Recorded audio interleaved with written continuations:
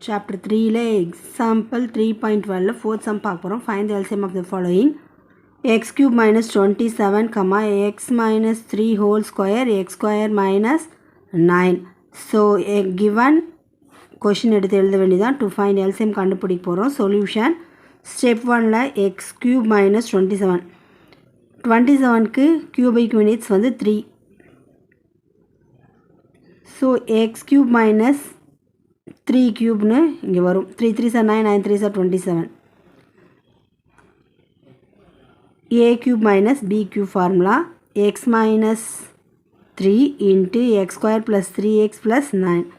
again x minus 3 whole square formula அப்படியே எடுத்து எழுதிக்க வேண்டியதா x square minus 9க்கு 3 square இருக்கிறதா அர்த்தம் so a square minus b square formula a plus b into a minus b so x plus 3 into x minus 3 step 4 LCM எடுத்து எழுதிரலாம்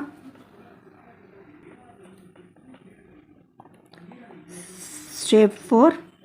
LCM எடுத்து எழுதினா x minus 3 into x square plus 3x plus 9 into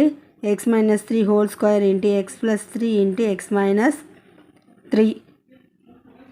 x minus 3 whole square x plus 3 into x square plus 3x plus 9 எழுதலாம் answer கிடச்சிச்சு next result எழுத போகிறோம் the LCM of x cube minus 27 into x minus 3 whole square